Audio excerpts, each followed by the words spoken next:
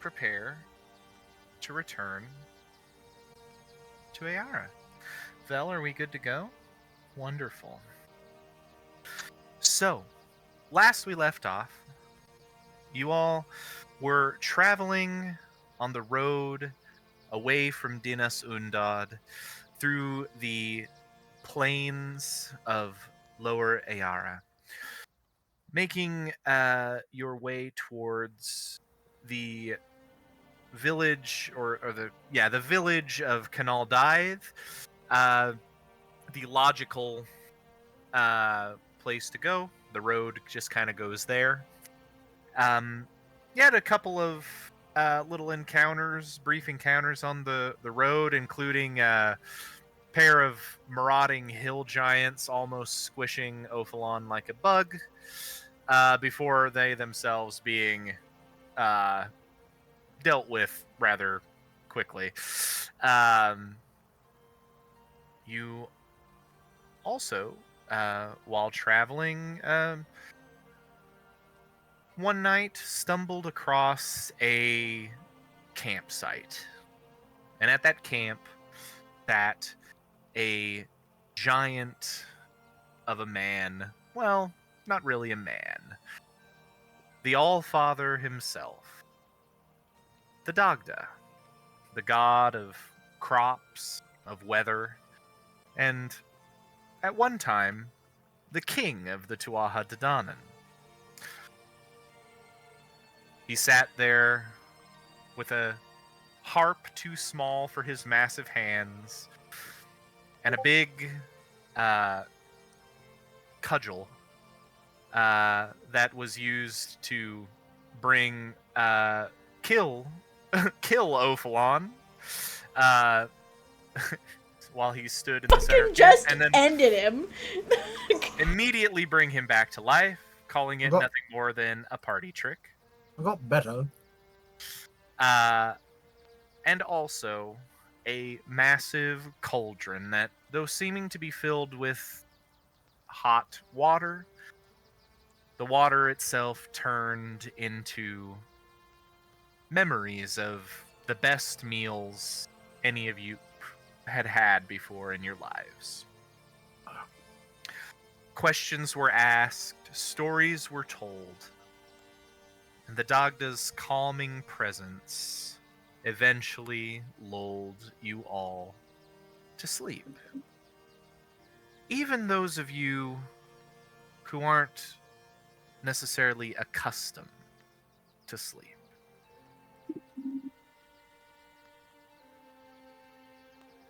And so, my friends, we return to our story.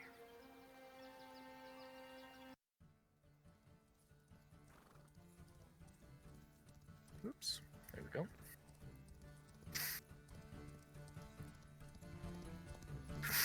Ophalon.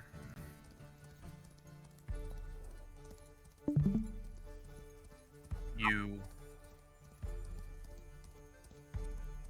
sit upright once again. You look around. You're in a familiar space, but not where you're camping with your friends. You're in a rather newly familiar space. A dark, shrouded woodland.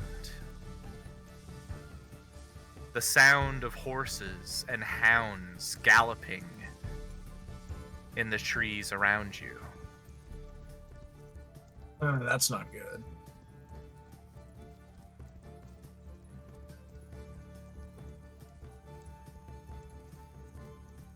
Make a perception check for me, Ophalon. I was just about to say, do I recognize anything? Let's see here. So, that's a big old +0. 11. 11.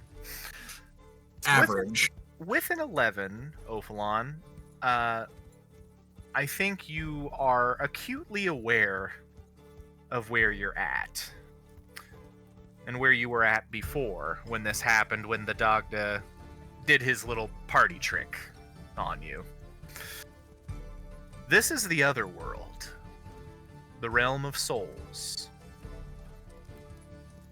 which means that the horses and the hounds that you hear in the distance is almost assuredly the Wild Hunt. He killed me again? I mean, at least I was awake last time, but...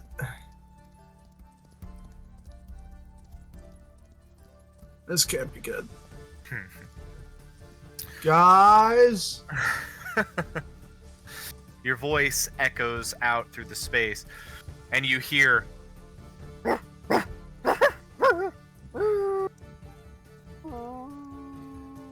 Oh no, Travis, you gotta run. Do I have any of my equipment on me? Yeah, you're as you were when you went to sleep.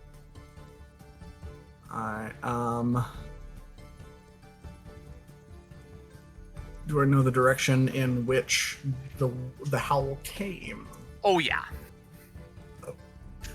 Do I know if it's close? It sounded like it was getting closer.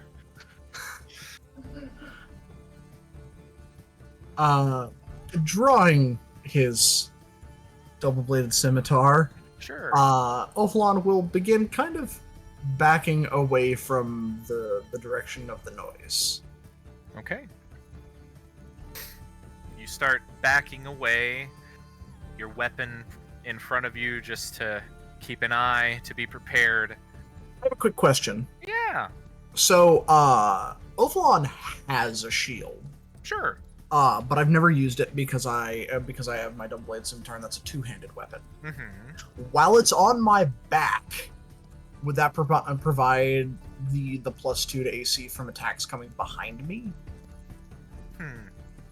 Since it would most likely be slung over my back, Boromir style. Sure, any attacks that come at you from directly behind you will have an additional +2. I'd never thought about it until just now, but I was just like, I might be running away from things. Yeah. So it might be a good idea if a spectral arrow might have a harder time hitting me in the fucking spine. Sure. You're backing away. Goddamn Wild Hunt, I knew I should have played Witcher 3. You're backing away, kind of keeping an ear out. You hear the rustling and the sounds of approaching closer until bursting through the brush in front of you are 3 large white hounds. Picture Irish wolfhounds, but fur all in white. Their ears cropped up more like a Doberman's and blood red.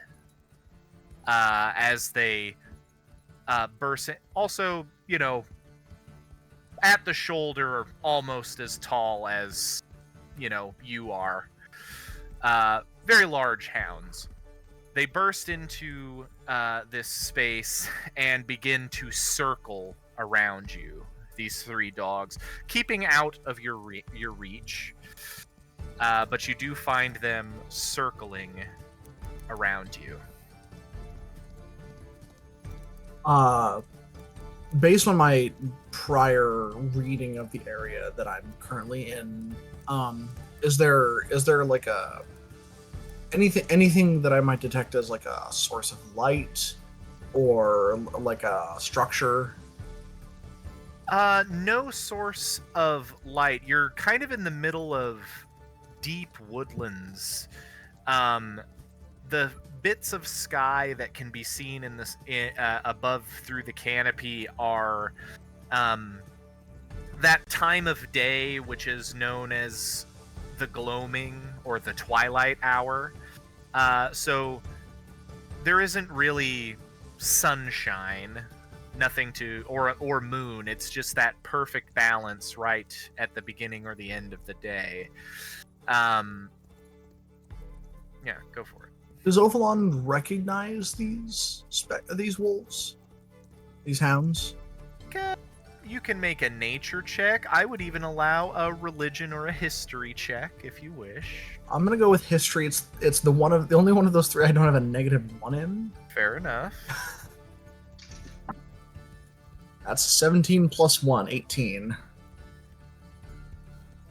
What now? Total what? 18. 18 total. 17 plus 1. Yeah, these are definitely spoken about. Specifically in like reference to the other world or to the Wild Hunt. These are the hounds of the other world. These are the... Vel, help me with the pronunciation of this real quick. Kunan. Kanan. They are the hounds of the Wild Hunt, in direct service to the Shepherd of the Dead, the Aran, Lord of the Otherworld. But do I know, like, are they just ghostly hunting dogs, or do they have some level of intelligence of their own? They're ghostly hunting dogs, but that shouldn't make you think that they don't have intelligence. Feeling surrounded, Yeah. Ovlon will somewhat attempt to make his physical stance seem less aggressive, and say, I am unsure as to why I'm here, but I mean no trespass, if that is the offense taken. The hounds continue to circle. They're not growling. They're not even making really like alert noises. They're just circling and keeping their eyes on you. Go ahead and make a persuasion check for me, Ophalon. I can do that. It's a 19 plus 5 for 24. Damn. Your The boy's hound- got 17 charisma. I forgot the oath is our other face. Yeah. The hounds continue to circle, but you watch as their ears, which have been kind of folded back, kind of perk up a bit, and they slow the pace of their circling until eventually they come to a halt. There are 3 of them. Babe, you're missing out. Paul's got raspberry powdered donuts. They are still surrounding you, but now they just look alert, and they are keeping their eyes on you, but they're not doing anything else. A few moments go by, and you hear the sound of hooves, until breaking through the tree line is a magnificent black horse. It is black of coat, black of mane, with eyes that glow with a bluish fire within them. And as the horse strides in, you see the one riding that horse. A man, or a being in the shape of a man. No face visible. It is a stag's skull atop the head with massive antlers bedecked in trinkets and hanging moss and all sorts of other bits and bobs.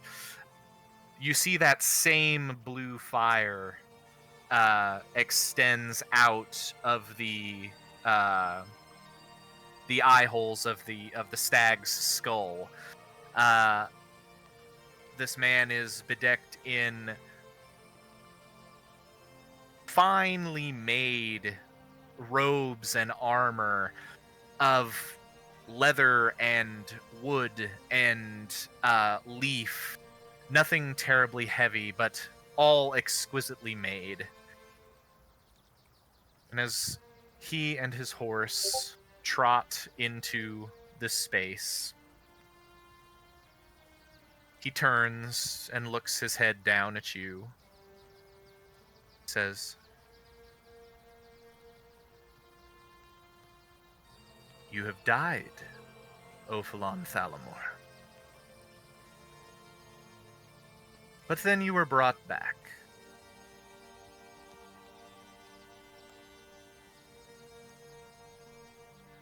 But a toll must be paid." And you see he jumps down from the horse and makes nary a sound as his booted feet hit the loam and the leaves. As he strides towards you, standing a good head and a half taller, without the antlers. The antlers make him even more of an impressive sight. As he approaches, lifts his hands, and removes the headdress. You see a fey-looking person of rather ruddy, dusky-colored skin. The eyes do not blare with fire, but they are the same color of that blue flame. He has white hair, white blonde hair down his back. It's braided and dreaded in equal measure, almost a mane of hair. He looks at you with a stern look before his face alights in a smile. Yes. Do I recognize that this is the Iran? There is no question in your mind of who this must be. I mean, all of your people live to serve gods. You have these great and noble causes. You and your brother are just two of the few that have gone off wanting to serve deities, but all of you know that upon your death and coming to the other world, that the wild hunt awaits. And there is no glorious hunting party. No more glorious hunting party in any place. Ophalon, with all of the respect in the world, will, with his left hand, take his scimitar and plunge it into the earth and take a knee. You see, he smiles at you and he takes this antlered headdress and he sets it on the saddle of the horse. He walks forward to where you're kneeling and you see he squats down so he's right in front of your face. And he says, Now, we don't have time for that. Stand, Ophalon Thalamor, for I have a request of you. I do so, and as I stand, just very quickly, I say, my Lord Iran, I know why I find myself before you, as I was very recently killed and brought back by the Dagda, but whatever request you may have of one such as myself, I will certainly endeavor to excel. Good. That's lovely to hear. You see, he smiles and he reaches into a rather large sort of like satchel pouch thing at his side, and he rummages around in it, and he pulls out a ring. It's a simple thing, but it looks to have been woven of vine. And there is another small, like, there's clearly like woody vines, and then some sort of black material that's woven in amongst it as well. And you see he just kind of looks it over and he says, I require you to make a delivery for me. Can you do that? I can certainly offer the best of my services. To whom would you like this ring delivered, my king? You don't have to travel very far. When you wake, ensure that Miss Kyra gets this, please. And he places it in your hand. He says, you have to forgive me, but when one of her companions found his way into my realm, and you see he reaches into himself with his hand and pulls out a small, flickering, orangish yellow flame that just sits at the end of his finger. He says, in order to ensure we could have this conversation, for you left a little early before, I had to hold on to a bit of your soul. And you see he flicks it back at you, and it just hits you in the chest.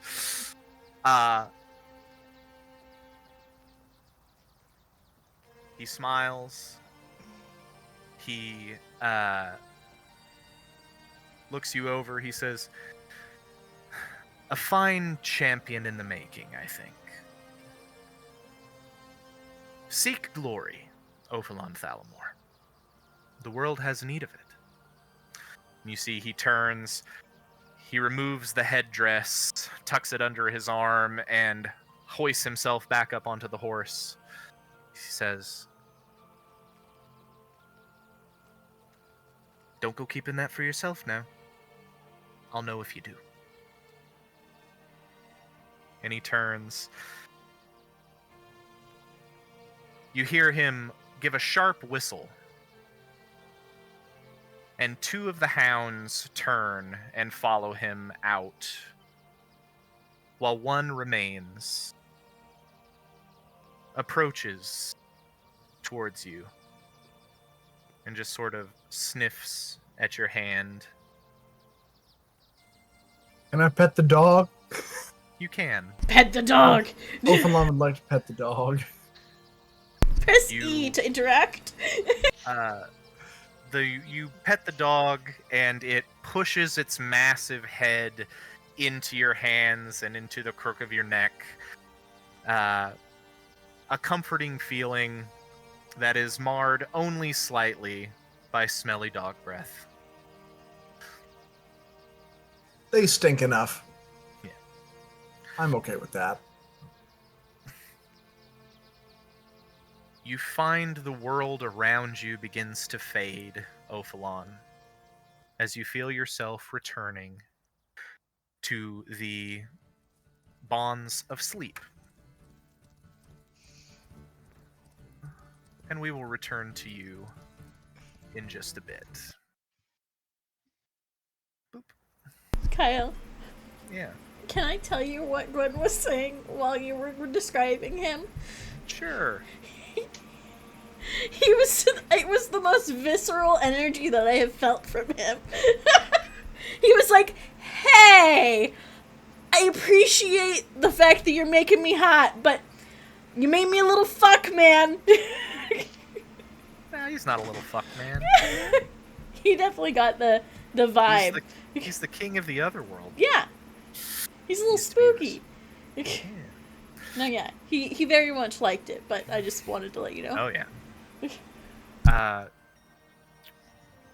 We turn our attention to the dreams of one Juniper Hawthorne. Oh, no. Juniper, your dreams are pleasant and are filled with a sound of soft purring that helps to calm your mind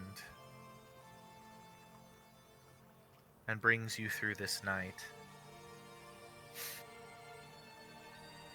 You think maybe at some point, is it a dream? Is it really Mordred speaking to you? You're not sure. But you think you feel approval at your willingness to learn and to seek aid from other powerful magic users. It's a good night, Juniper. Despite the terrible things that have been happening of late and the loss of your shadow, you're feeling calm for the first time in a few nights.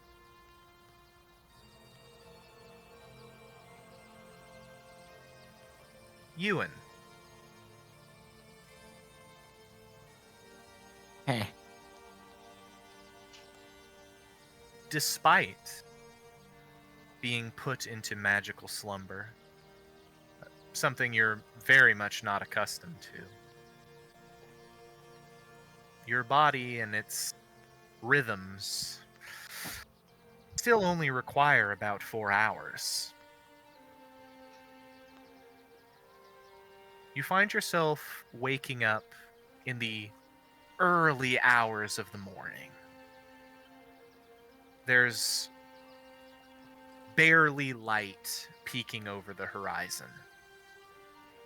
All of your friends nearby are in tents, some snoring away.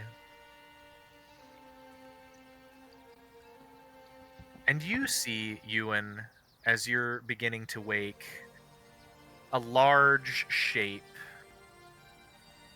picking up a massive cauldron and strapping it to his back. As the fire has been put out, and it looks like the Dagda is getting ready to leave.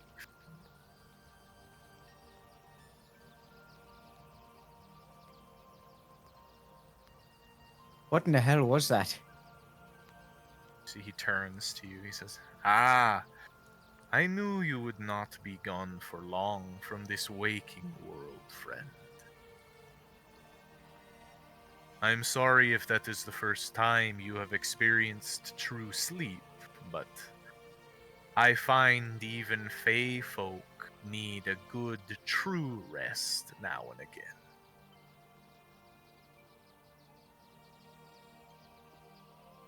Okay.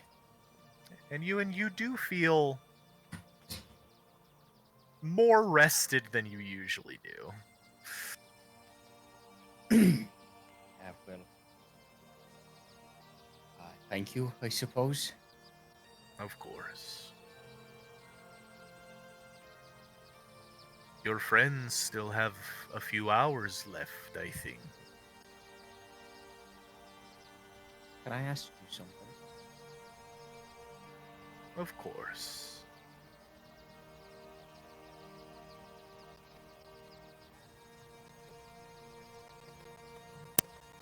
So, when you looked back at the path I'd taken, you stopped after I was in a tree, or I suppose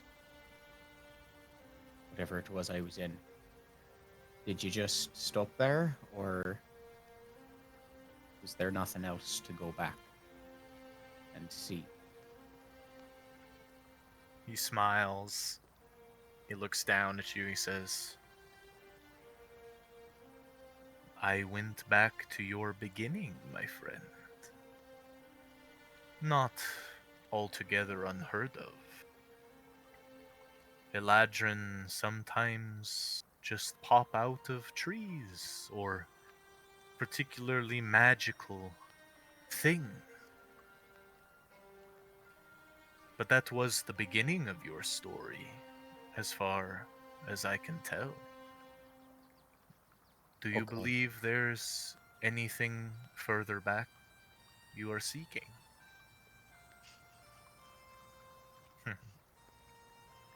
I don't. I suppose that's a question, because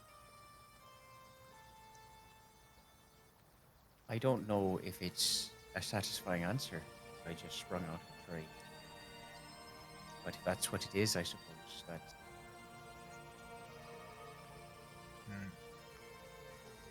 Well, it is good to not be satisfied with answers that are given to you, that are provided. If you want real answers, I think you must travel to find them. And if that means going back to the beginning, perhaps it is worth it. I myself am going to meander my way in that direction. My curiosity is piqued, you see.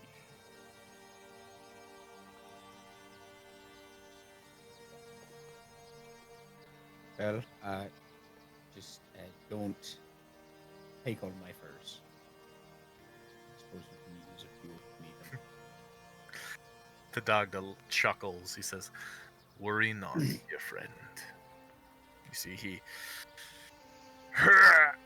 stands up, his massive bulk, as he towers over all of you.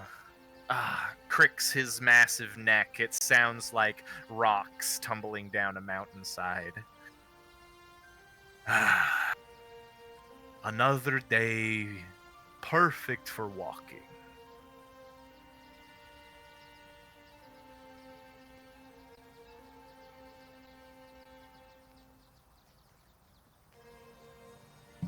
Well, I kind of just gesture a hand out to the sleeping figures inside tents. I suppose I'll take it from here. Yes, your friends will have need of you. You will all need each other. Stay close. Build these bonds. Rely on each other. Keep them safe. I see that you are good at that. Thanks. He readjusts the cauldron on his back, strums the harp, and very briefly, that feeling of hope and curiosity and elation that filled your mind so often in your early memories comes back to you. The Dagda gives you a smile and a nod and begins to walk away through the grass and the rolling fields until you lose sight of him finally behind a hill far in the distance.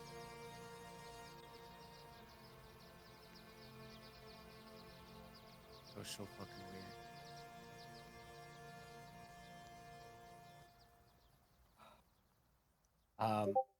How long did it take for him to crest over that particular point? Was he traveling at a faster than typical pace, or? I mean, he's massive. His strides are huge, so it don't take him very long. You lose sight of him after close to about 5 to 10 minutes of him just lumbering away. I guess I'll sit down. I'll make sure nothing too untoward happens. Wonderful.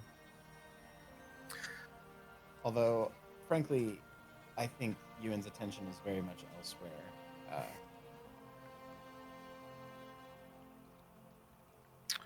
Given what he's been told. Yeah.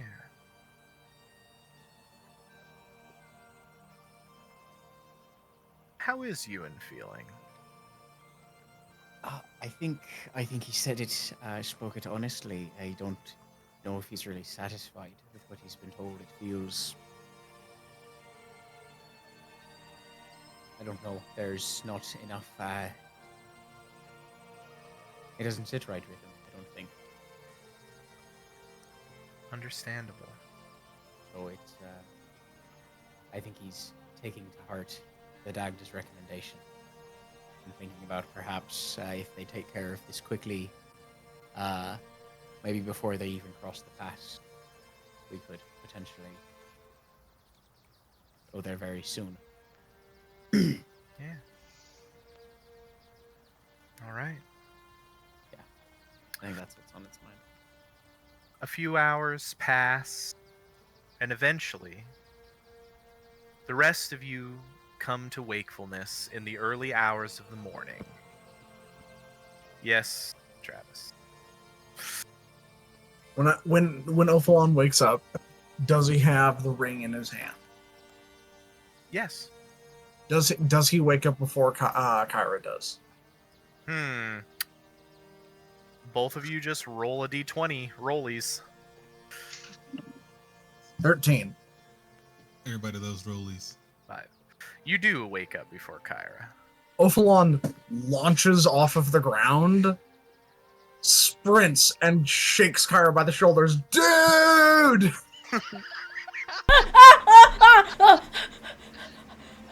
I'm gonna punch him. Yeah, no, that's fair. Roll the hit. No. 18? Probably doesn't hit. That hits. Oh, it does. I'm just gonna punch him in the eye. Roll unarmed strike damage, or would that just be 4? It's little 3. shiner. It's 3 damage. Yeah. Ophalon just pop. Bing, bing, Ow. bow, wow. Alright, that's fair. What the shit? Ophalon just holds out his hand with the ring in it. Just starts cackling. Ophalon, we have not known each other for very long. This is a gift for you from the god of life and death. When did you meet my boss? It was in my dream. Actually, now that I think about it, since I have the ring, Did he I take don't anything think it from was a you dream. for I because think my you consciousness died. was ported to You- another sort of dimension. You died. We watched the dogs that killed you. For a party trick. You were gone for a second, but Yeah, did he take that anything happened. from I was you there. while you were there in the other world? Did he take anything? He took a little bit of my soul just to make sure that he and I could talk. Hmm. He gave He's- it back though. He's pretty cool. Yes, he's quite the Well, character. What does this ring look like, God? It is a woven ring of like vine wood, and then within the woven along with the vine is some sort of a like black cord, like it's not string, it's not rope, but it is braided black cord or textile or something like that. But it's woven in with this wood, and it's tight enough that it actually does form this ring. The ring has a little bit of give to it. So you could possibly, if you tried hard enough, you could theoretically flatten it. You wouldn't want to do that, but it's basically just a woven ring rather than a cast ring.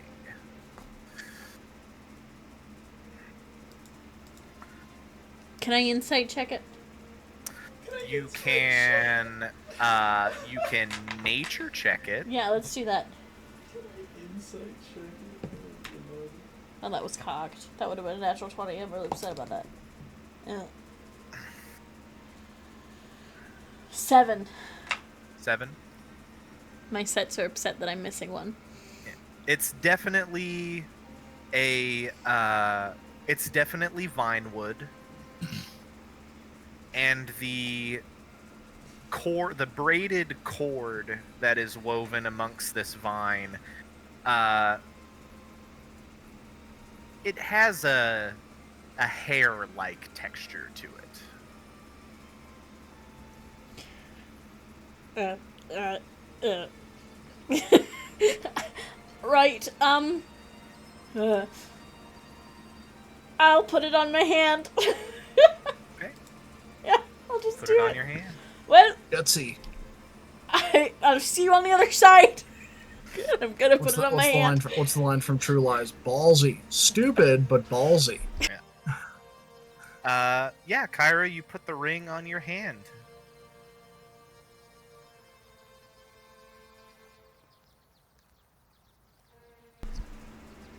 I'm not dead. No. Feeling all right? I think I'm scared of rings now because of Junipers. I'm just gonna Well. say that Juniper's awake. What? Why? Because a fake king giving you a ring, as a symbol of his connection to you, is kind of weird. I'm gonna just say it. It's kind of strange. What are you implying? Like, it's one thing that my dude gave me a bow first, but, like, yours just being like, you're mine. That's weird. He did just kind of claim you. It's just a little strange. It's just a little strange. I think that just might sort of be a Fae thing. Why do you say that? Why do you say that? Because I just kind of want things. Because do like having I do stuff. just kind of like just having certain things, and sometimes that's people, yeah.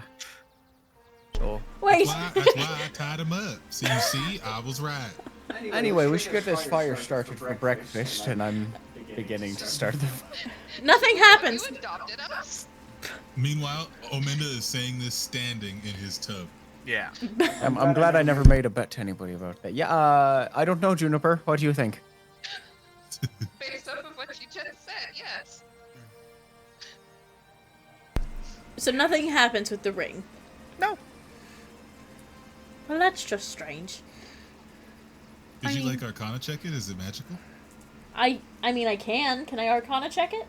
Sure. Can I roll an Arcana check? I don't have a very good bonus to Arcana. Don't forget, you guys have a Arcanist loop.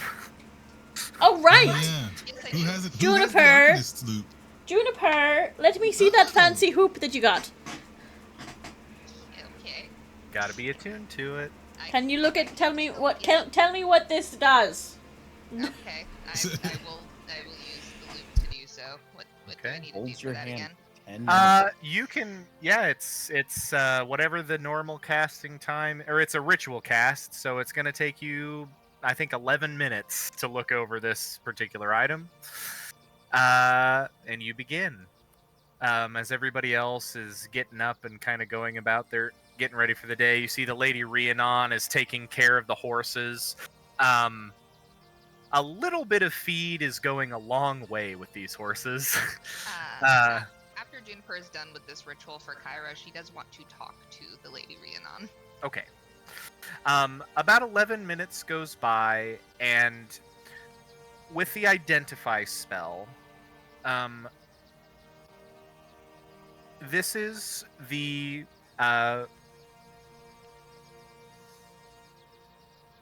this is a known as the Ring of the Forgotten. You're not entirely sure what, like, grand purpose that it serves, but you do sense a strong pull of conjuration magic. I'm sorry, it's not the Ring of the Forgotten. It's the Ring of the Forlorn. My bad. Okay. So, like, does Juniper know the name of the ring? Like, Yes, you okay. get the name of the ring. You can feel a strong sense of conjuration magic within it. Kyra. Ritual's done. Huh? It's the Ring of the Forlorn? I'm getting a strong sense of conjuration. I'm not 100% sure what it's for, though. Huh. Well, It does I require attunement. kind of made this agreement with a god of death, so I should just be expecting spooky things to start happening at some point. Just bond with it. It's fine. Yeah, When did you do that? Your friend in a dream. might How as bad well. could it be? You'll need You to put it on and you attune didn't to drop it, dead. I think that's a good look. Probably to see what it does. And I'll just put it back on my hand. Okay. Yep, nope, that's fair. At least you can take yours off. You can't take yours off. No, Wasn't the That's not conversation true. I saw you do it the other day. that wasn't supposed to happen, Ophalon. It still happened. It's not supposed to. Potato, tomato. Well, if it ever starts causing you problems, we can always cut it off. No. Listen, Ulf, if you want tomatoes in this fucking breakfast, you're gonna have to go find them yourself. I didn't forage any, and I'm not doing it right now in the middle of making it. Do you have any peppers?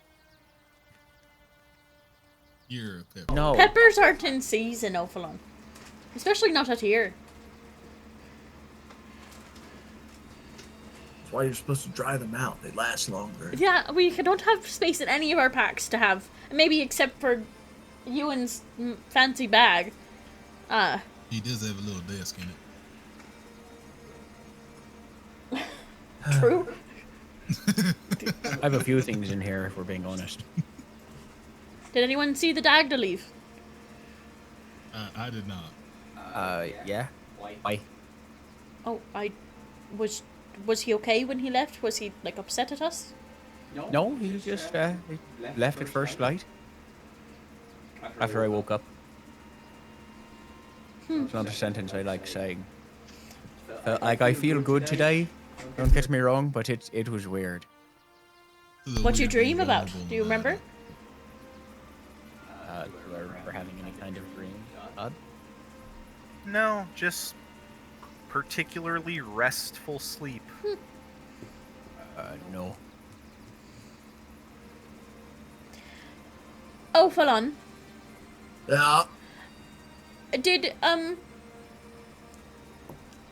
the Aron say anything else to you while you were in his world?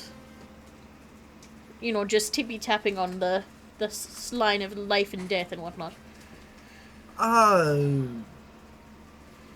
He said that I have the makings of a great champion, which is pretty cool. He's pretty supportive. Well, whatever this ring does, I guess I'll figure it out in an hour.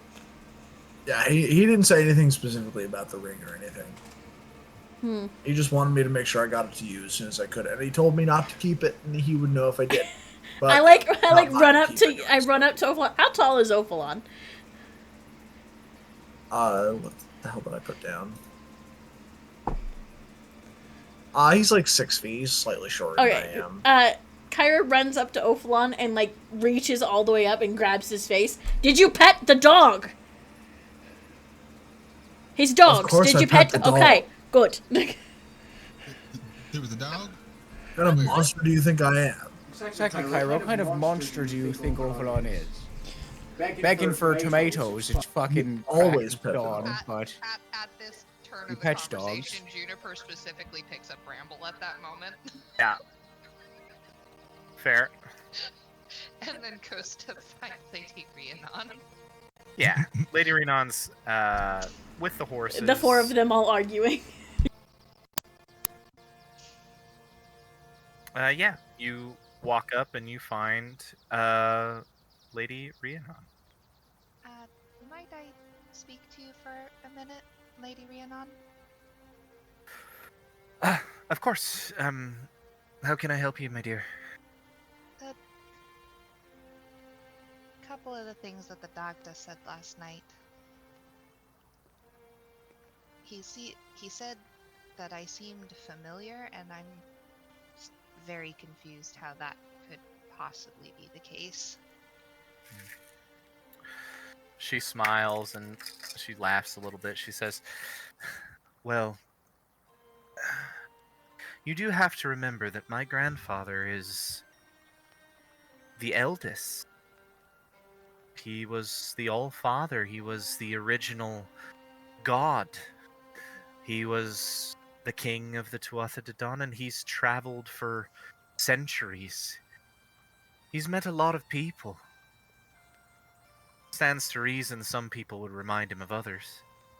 But, see, she kind of cocks her head and she looks at you and she says, if he was talking about that, and she just kind of takes her finger and just pokes your chest, like just right around your collarbone. That little spark of magic that you've got in you. Well, could be any number of people that he's seeing in you.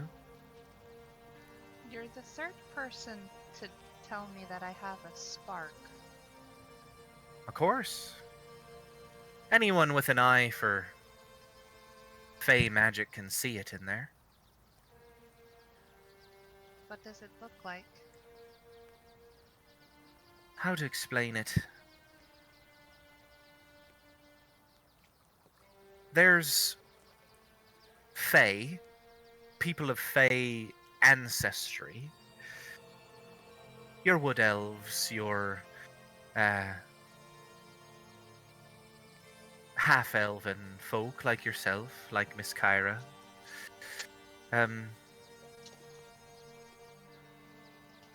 But then there's those that have a touch of the Wilderland in them. In your very blood. And it just sort of radiates a bit.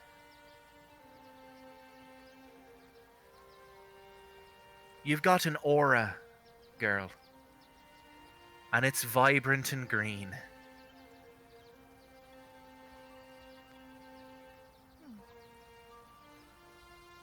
Interesting.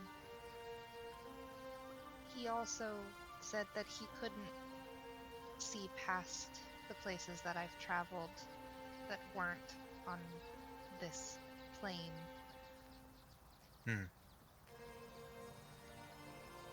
When we reach your father's court, do you think he would be able to help me regain my memories? Is there anybody who would be able to help, if not him? I think so.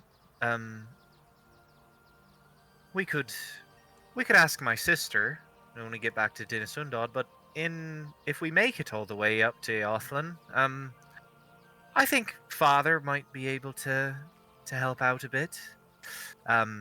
Especially if we do manage to deal with these Court of Whispers pricks. I think he'll be happy to grant a boon to those that they've been terrorizing the Twin Cities for quite some time, and he would be very grateful if they were dealt with. I don't want anybody else to have to experience what Ophilan and I are having to deal with. No. Very important that we avoid that at all costs.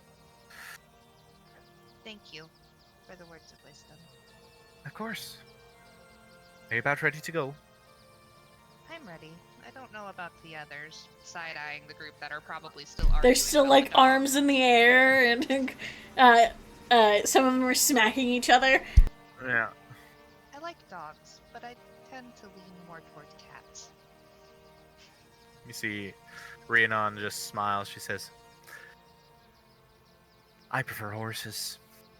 And she just goes back to tending to the draft horses and getting them hooked up to the wagon. Juniper scritches them and gives them some of the leftover fruit from the last night. All right. You guys have a breakfast. You get yourselves ready for the day. Takes about an hour, all things considered. And Kyra, as you finish your attunement to the ring, which will eventually be a real item, but is not currently, you have yourself the Ring of the Forlorn, which is going to allow you to cast a Conjure Fey spell.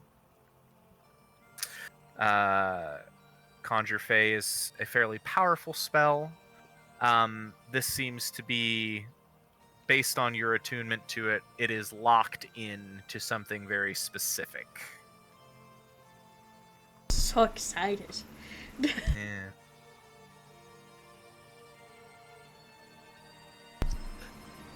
I don't know why that just reminded me of the mole from Atlantis. I'm so excited. It also reminded me of that, Travis.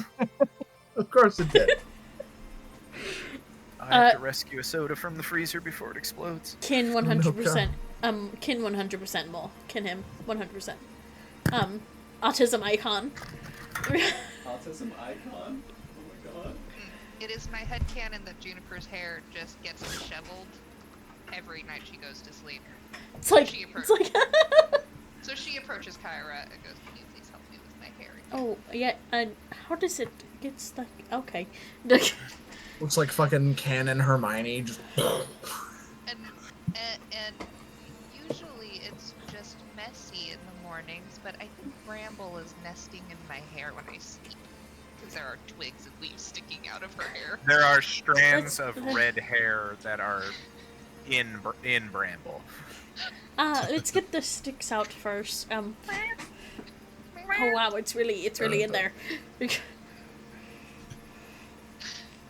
Just need to learn a quick disguise spell, and then you'll be all right. See, I never have to clean my own hair up. As he like swipes his head, he's like, he looks just like Juniper but little. He's like, don't ever do that again. How many times can you do that a day? as many times as I want to. That's terrifying. I am, but I get to keep my shadow. With the whole changeling situation, please don't ever wear my face, Omenda. Please. Ooh, she got you there. The joke was sort of in poor taste. A little bit.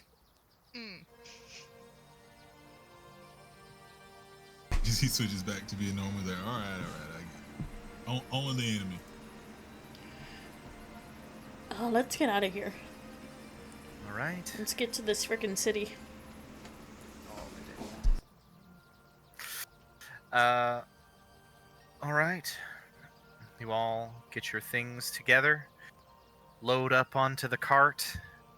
I believe, Ewan and Omenda have been helming the driving of the cart. Somebody else can sit alongside. I'm gonna walk today. See, I like to sit up front in case we get attacked from up here, and then I can get it with my crossbow.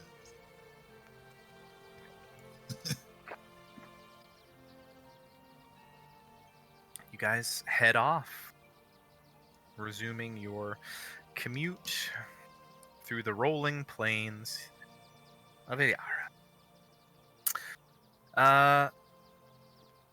Huzzah! Everybody huzzah! Huzzah! Cool. Is it a pretty clear day, or is it like... It is a pretty clear day. It's, in fact, a suspiciously clear day. But then you remember you were camping last night with someone who literally controlled the weather with the strum of a harp. Did control the weather with the strum of a harp. Can Omenda kind of like look ahead? He's not gonna run ahead and see if there's anything on the roads or anything. Yeah, go ahead and make a perception check for me, Omenda. Damn, natural 1 for 6. Ooh, that's rough, buddy. Yes. Okay. Oh, Bramble gets a combat turn. Sneezes. She's a warlock. Familiar. Where is my thing? I've lost my encounter table. I'm sad. Kyra is in the back with Juniper, braiding her hair and humming the song the Dagdo was singing last night.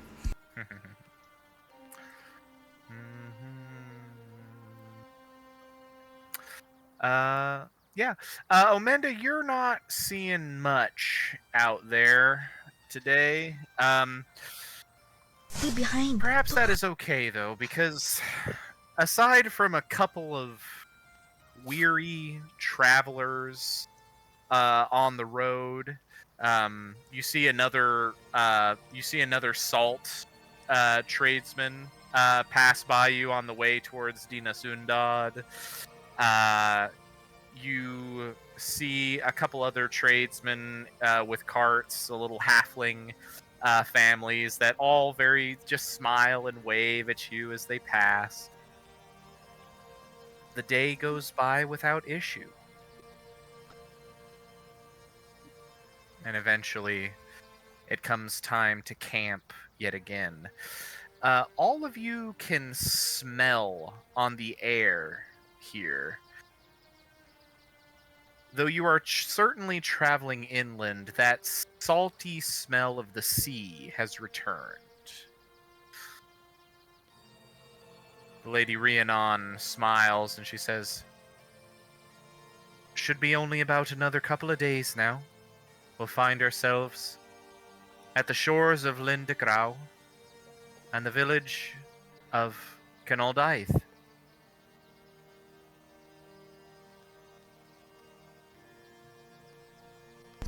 You said it's gonna be a couple of days. I don't know if I can do it. We're almost there.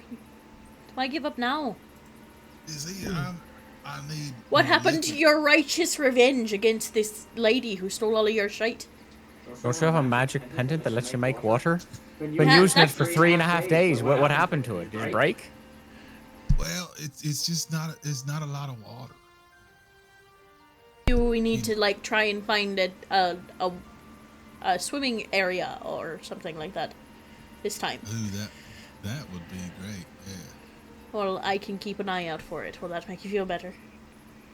That might do it. That might do it. Okay. I will head up and I will sit next to Omenda at the helm. And keep my eyes peeled for any type of small group of trees with water or a lake of some kind, a small pond. Okay. Go ahead and roll a perception check for me, Kyra. I'm good at those.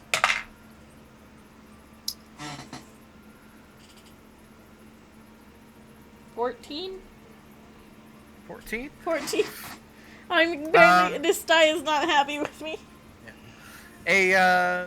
A bit of time goes by before you think you can smell fresh water.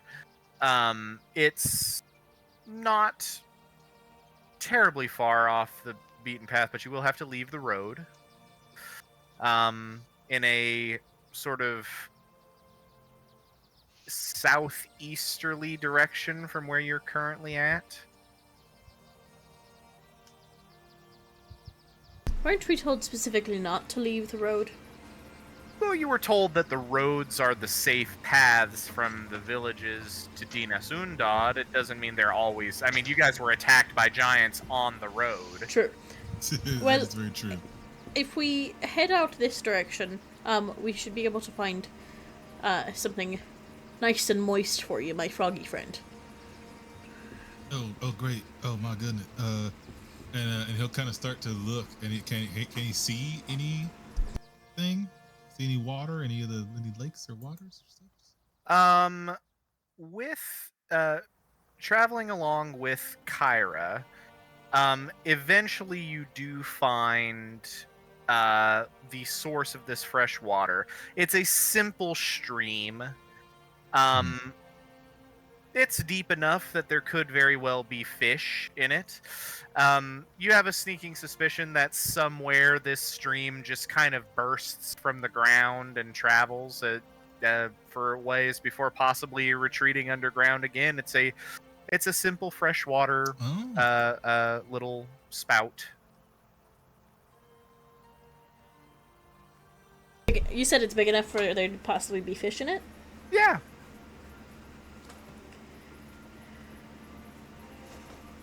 Oh, this is gonna be great. Oh yeah, I can kind of show y'all what it's like to get fish from under the water. Ominda, I'm pretty sure that most of us have hunted before. And fished. I don't really particularly like fishing. I like to stick my hands into the water and then you wiggle your fingers. So when they try to bite him, you grab him by the jaw and you smash their head against a rock. Dang. I've I never just really hunted or fished before. Yes, we know, Juniper. I just swim underneath the water and collect. God damn. I'm so Get her sorry. right- It just came out. Fucking get her right between the ribs. Fucking hell. Kyra immediately like stops and like, oh, Juniper, no. Like, My God. Juniper just kind of makes a sad face and kind of walks off. oh no, I'm so sorry. It should be fine. I don't think that's your judgment to make.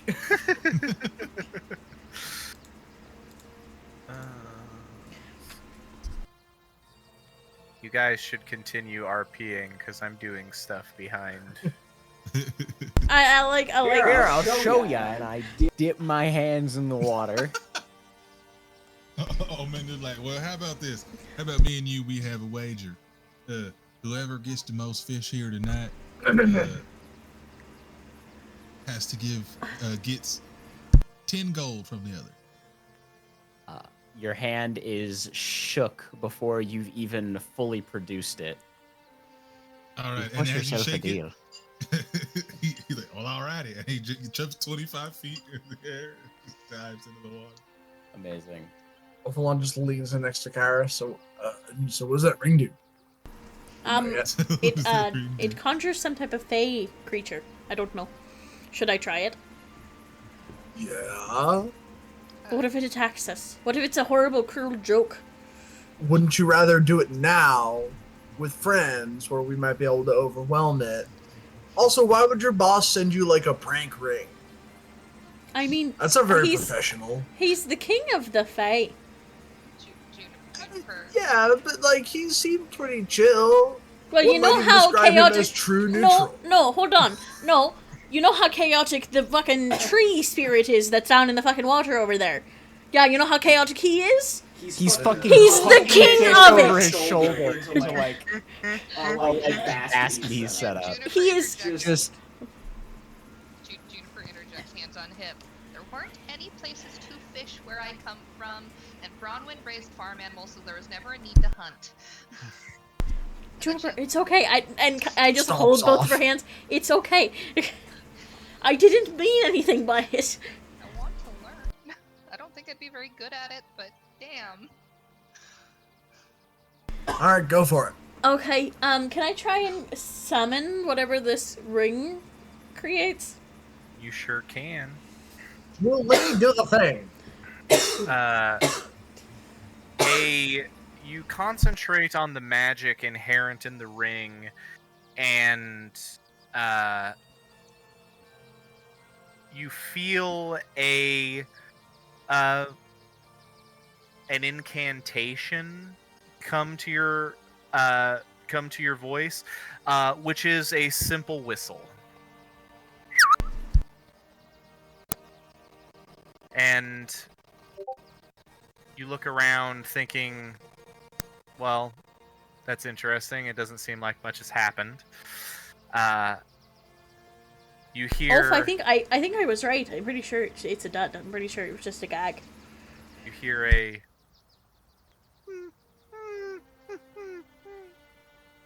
as coming out of the tall grass, a white hound with red ears kind of slinks its way out.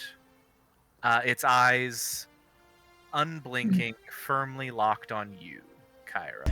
It's a puppy! And I will just dart at it. Ghost puppy. That's cool.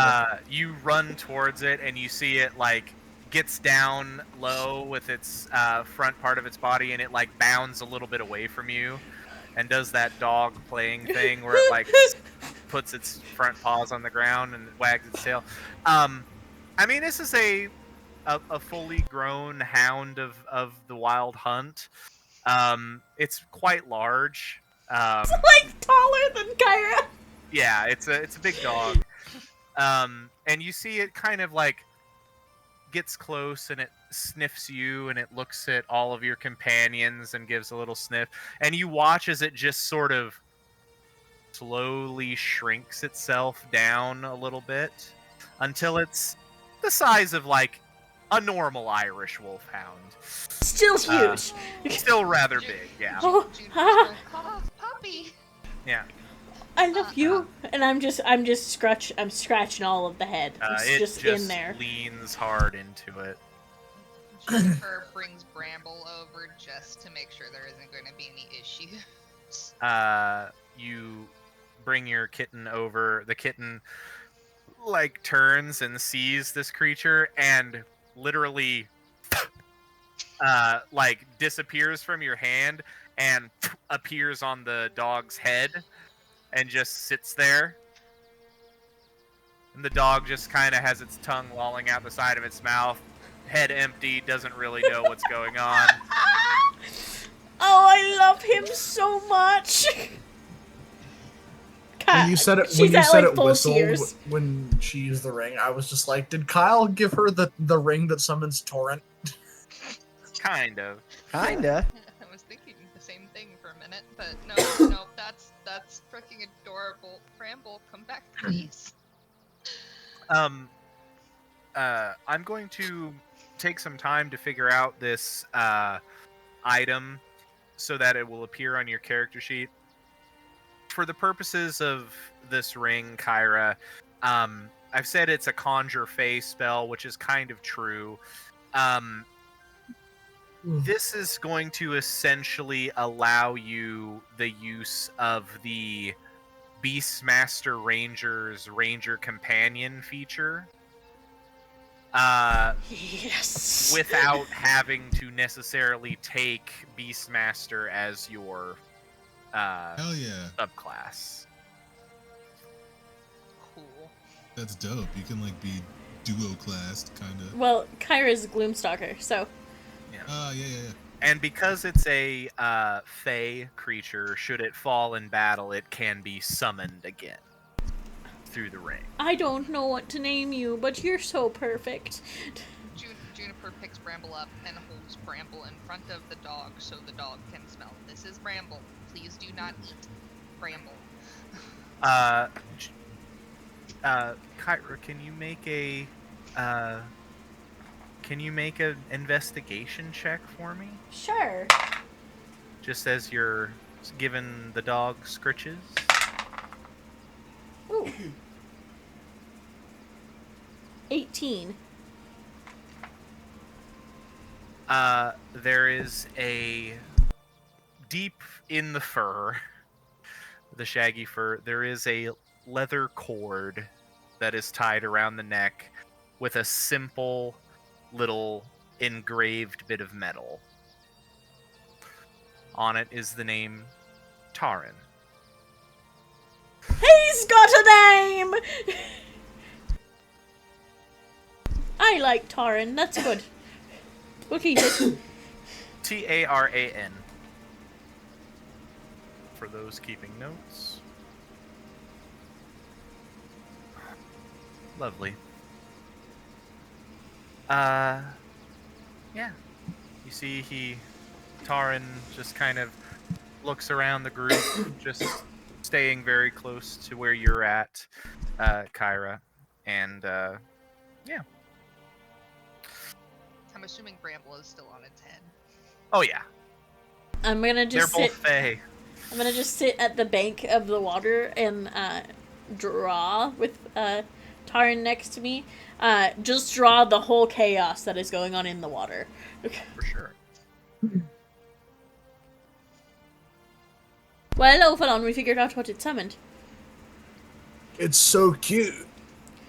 The Taran like turns and looks at you, Ophalon, and gives a hearty bark, and has like a that big dopey dog grin thing going on his face, and it trots over and it kind of sniffs you, and then just gives a big giant lick right up your face. You think you may have met this dog before? I start petting the dog. I think this is the one I pat when I was over with the god. Aw. Grand. Juniper's sitting next to Kyra. Just watching everything. You know, when I left Lurinel, was not a good time when I was leaving. It was not a fun situation that I was walking away from. But I am pretty happy with the one that we are all in now. Despite the fact that I'm pretty sure that a woodland entity has claimed us as his own. I came to that conclusion too. Speaking of which, Ewan and Omenda, there's a fishing competition to happen. I'm gonna break it to you. I don't think it's a competition. Yeah, I think I'm gonna blow him out. I got a background feature, man. You do have a background feature, but this is a very specifically a thing that's going on. That's fair. So, in a time frame, that's fair. What I'm gonna ask for in this is, because you have fishing tackle from Pentrefari Moor. I'll get a net out. Yeah. Omenda's like scooping fish with his hat. I'll just. So. And Omenda, having spent quite a bit of time around water, I presume, has done quite a bit of fishing himself. Mm-hmm. I can also He breathe is an underwater. amphibious creature. You can also breathe underwater. So, to keep things fair, we're going to do rollies. We're going to do this 3 times. Best 2 out of 3 catches the most fish. All right. Use the rules from the rope game. I will consider both of you to be proficient with fishing equipment. So go ahead and just add your proficiency bonus to your roll. Okay. That'll break ties.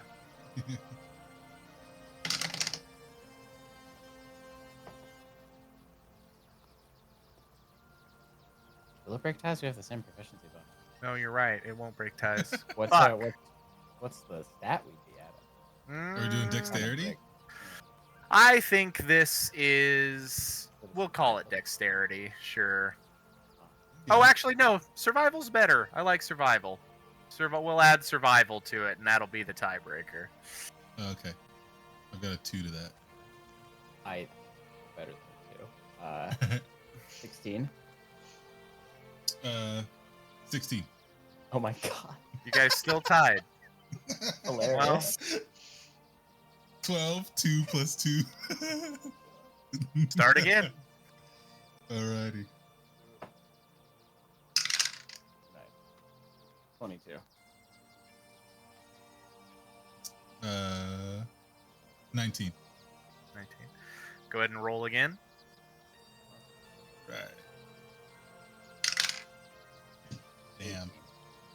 I rolled a 7 on the die. That's like 12 or something. Yeah. 11.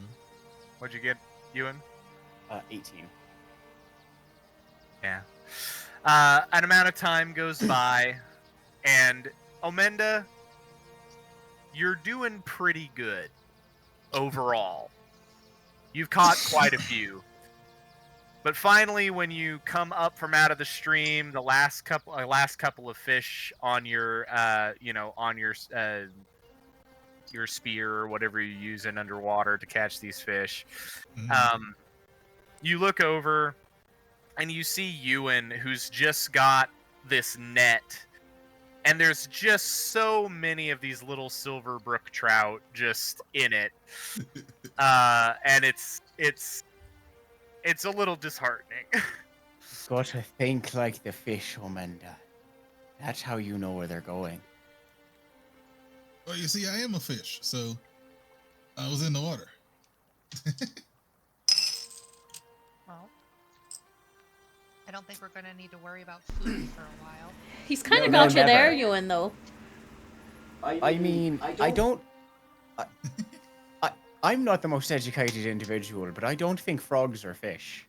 Well, I think no, that's they're different. their own thing, but they can still be under the water for quite a bit of time. It's close enough, you know. Well, yeah, I didn't say he couldn't, but I said you got to think like the fish, because I have more of them. So give me But my Money, money, Omenda. Omenda. Well, you see here, I'm a little low on my. Well, that's unfortunate. Prostitute. Ominda, Yes. do you need me to cover for you? Oh no, I've already given him the cake. Okay. Yeah, I am actually as he goes.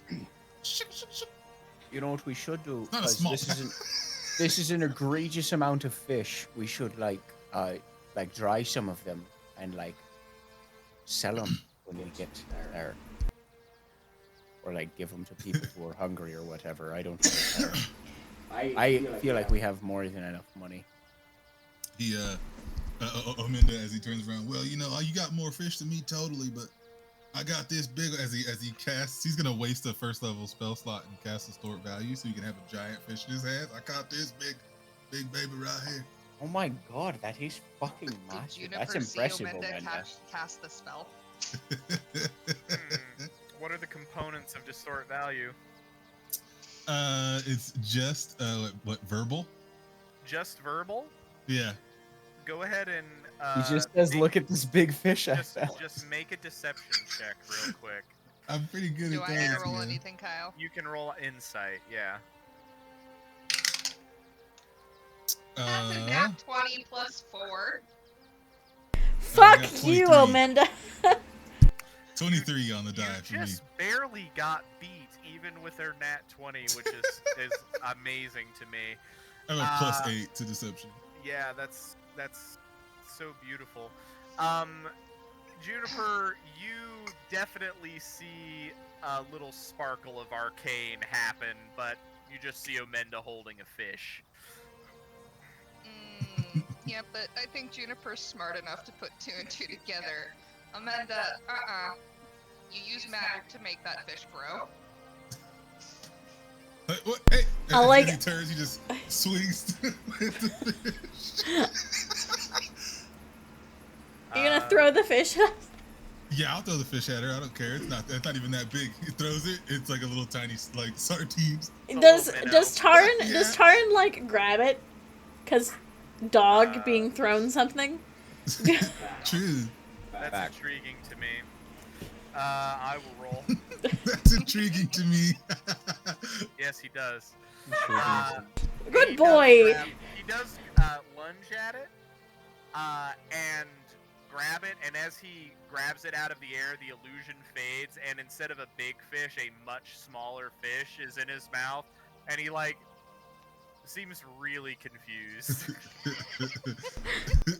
You guys look over at him and he just. Yeah. What? Ewan, do you know how to make a smoker, or do you need me to teach you? I have no fucking idea what that is. Please Okay. do teach me. I will go and Mhm. yeah, I'm gonna make a like a. Are there trees around, or is it just grasslands? Where we are right now. Right now, it's just mostly rolling grasslands. You don't really see any nearby copses and trees. Okay, what type of grass is it? Is it like reeds almost, or is it like hay? It's like Like prairie grass, kind of. yeah, like prairie grass. More So, than like- anything. Thin and Yeah. thin and tall, but hydrated. Good enough. It'll work. I will do my thing that rangers do, and survive.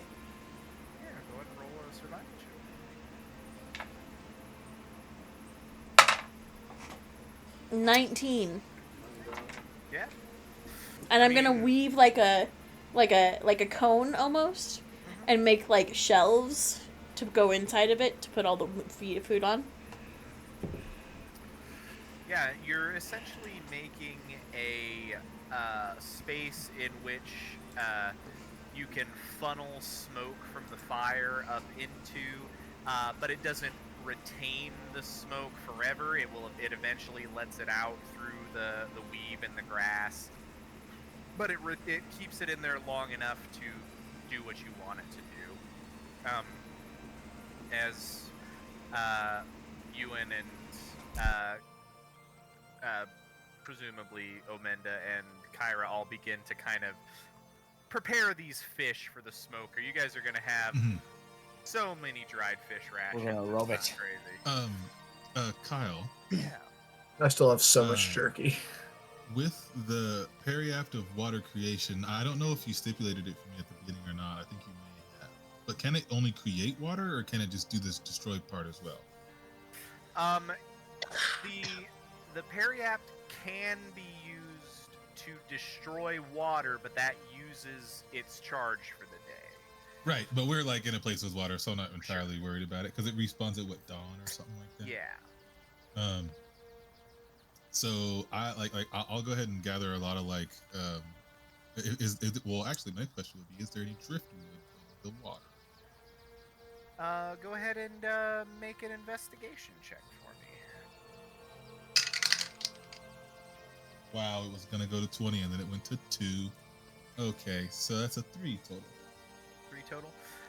Unfortunately, it's not even because you don't look hard enough or anything. Yeah. Just this area, there really just isn't any like downed wood or driftwood or anything. It's mostly just the grass. There are some stones by the creek, but other than that, not a whole lot going on in terms of wood. Okay. Then I'll just kind of gather some of that prairie grass. I'll spend some time to gather, I suppose, about 10 gallons worth, if I can. Sure. And just destroy all the water in that to create a flammable substance, so we can have a lot of low burning for the. Oh, interesting. Okay, yeah, you just dry out the grass real quick, make some tinder. Yeah, that's doable, easily. Hoping for driftwood, but if we don't got it, we don't got it. Yeah. Yeah. You guys get yourself a nice little fire going. You were preparing fish for travel come the morning, and we're gonna take a little break. Everybody, come back at 9:05 if you don't mind, and we will finish out this session. And we return. Who is keeping watch this night as you all get ready for another night of sleep on the road? I'll do it. Okay. Well, Ewan's also probably gonna be awake the whole time. True. Well, Ewan's. I mean, honestly, guys, this quarter staff I got, we don't need to take watch anymore. Straight up, we'll just get woken up if anything tries to attack us. That is true. Oh, right. So, like, we can if we want to, but, like, we can just all go to sleep if we want. That's intriguing. I like that. Kyle loves that. Kyle thinks that's hilarious. More stuff will sneak up on us. Yeah, sure. Just go to sleep. It'll be fine. Yeah. Most of that suggested seemed like a funny idea at the time. Well, somebody has to do it while I'm asleep, so go for it. True. Juniper doesn't particularly want to wake up in another cave. Yeah, hopefully not. Amanda, go ahead and roll a perception check for me. Do Grung have dark vision? I think the answer to that is fucking no.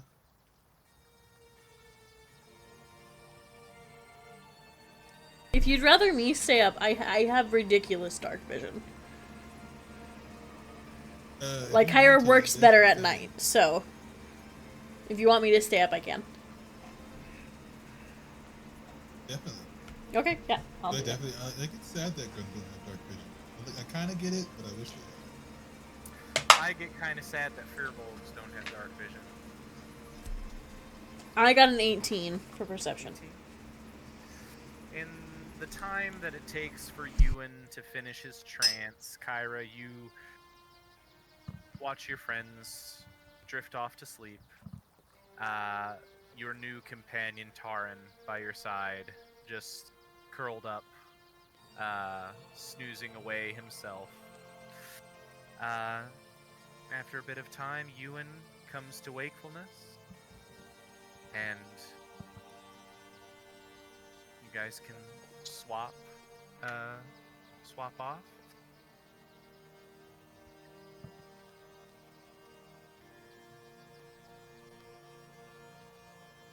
Anything to report? He He very mockingly places his hands on his hips as he asks the question. No, I mean there was some field mice that were arguing a few paces that way, but aside from that, not really. Ooh, what are they arguing about? Field mice have the best tea. It sounded like it, because mind you, Kyra can just understand animals now. The lady mouse was upset, because her husband, in mice terms, has been sleeping with another, like, kangaroo mouse, the ones that hop, the door mice, has been sleeping with that type of mouse, and she called her a harlot to her mother. Is that what that argument was about? Because Juniper can also just understand animals now. True. It was quite the gossip of the night. That's fucking hilarious. So, but, yep, no, aside from that, nothing really happened. Yeah, anyway, and she's just going to, can I try and pick up Taran? Even in his shrunken form, he is much too large. Yeah, I He's got this figured. big old dog. And strength isn't your best stat. I have an 11 in it. Yeah, you're slightly above average. Not enough to give you an extra point, though. Yeah, that's true. Kyra, like, pauses, and her cheeks are, like, just bright magenta, and she's just staring hard at the ground. Right. I am going to sleep now. Good night, Ewan. And I'm gonna, grab, Taran's, like, collar, and, shuffle into... He just wakes, like, lifts his head, stands, and truly just goes right where you ask him to go. Sweet dreams, Kyra. Yeah, good night, Ewan. Wild. Ewan, go ahead and make a perception check for the rest of the evening. 18. 18. The wind blows through the grass, and the clouds do begin to creep over the sky. You think you hear maybe some late night travelers on the road a little ways away, but they pay you no mind. A chittering of field mice also is heard nearby. But the night continues. Nothing terrible befalls you all.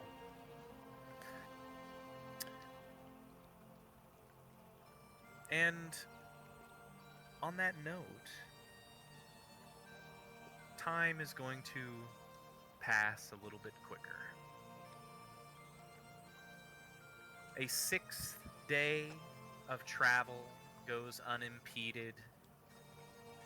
The 5 of you on the road together, enjoying getting used to each other's company on these longer journeys. Yes, Ewan. How long did that blessing from the Dagda last that made our health bigger? I'm going to say that you will retain that till the next encounter. After the next encounter, that will go away. Because he's a god. He can make the aid spell last as long as he wants. Who gives a fuck? Another night of camping. And on the 7th day, since you left, leaving Dinas Undad, bringing you to the 24th day of the month of Willow, the night of a full moon.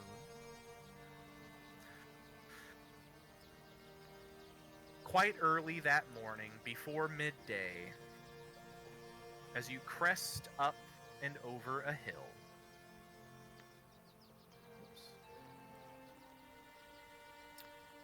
You finally see the source of the ocean-like smell that you've been able to smell for the last few days.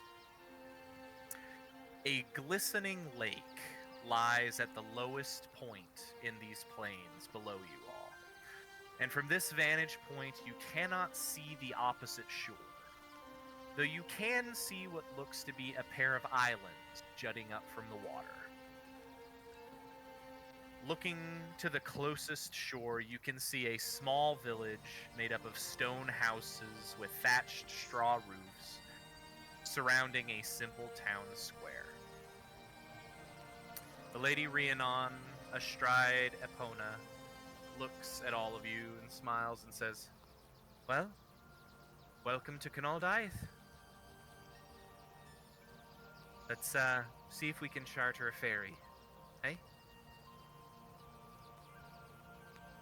She begins to descend down into the village. Oops.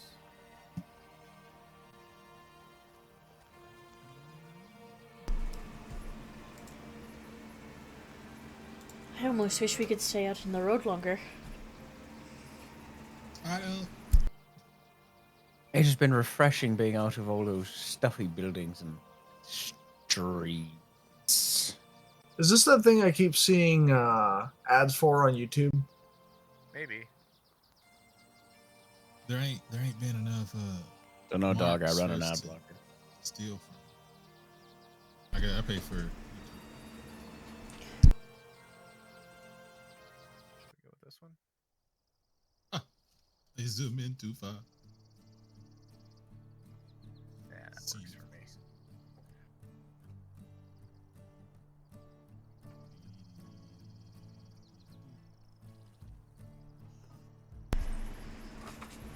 Well, let us go and meet new people.